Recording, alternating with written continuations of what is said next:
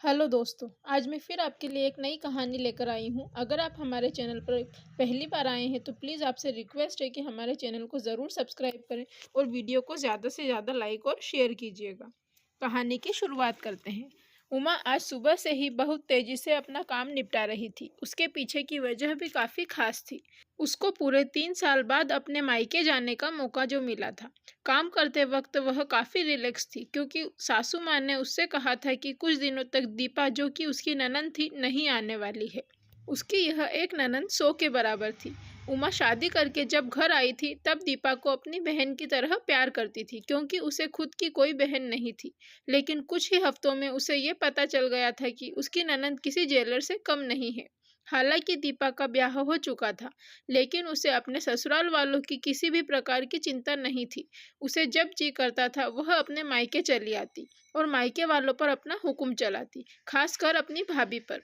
वही डिसाइड करती थी कि वहां पर क्या खाना पकेगा, कोई घूमने जाएगा कि नहीं, या जाएगा तो कहाँ जाएगा।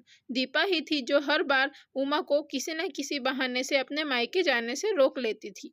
लेकिन आज का दिन कुछ अलग था क्योंकि माँ के कहने पर दीपा के पति ने उसके मायके जाने का इंतजाम कर दिया था। ट्रेन की टिकट भी बुक हो चुकी थी। सारा काम खत्म करने के बाद उमा अपने पति के साथ अपना सामान लेकर घर के बाहर निकले ही थे कि सामने से दीपा आती हुई दिखाई दी। दीपा, जिसके मुंह पर बड़ी सी स्माइल और आंखों में चमक थी, वहीं दूसरी तरफ उमा की आंखों में उसको देखकर पानी आ गया था, जो बस आंसू के रूप में झलकना बाकी था। भैया भाभी के पास आकर दीपा ने कहा, क्यों भैया, कहाँ चले अपनी पत्नी के साथ सैर सपाटा करने के लिए? अपनी बहन को भूल गए क्या? दीपक ने कहा, कहीं सैर सपाटा करने नहीं जा रहे, तुम्हारी भाभी को मायके छोड़ने जा रहा हूँ।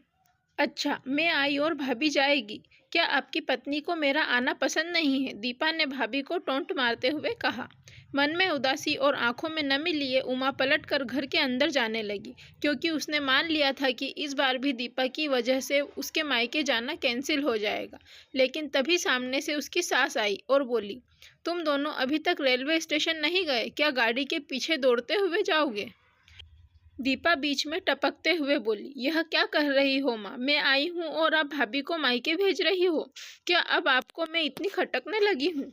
माँ ने दीपा को डांटते हुए कहा, तेरा क्या है बेटा, तेरे लिए ये मायका थोड़ी है। यह तो तेरे लिए एक प्रवास स्थल है जहाँ तू जब जी चाहे अपने ससुराल में बोरियत महसूस कर आ जाती है। लेकिन वह बेचारी तो ऐसा नहीं करती, बल्कि वह तो जब जाना चाहिए तब भी अपने मायके नहीं जाती। इसीलिए उसका अभी मायके जाना बहुत ज़रूरी है।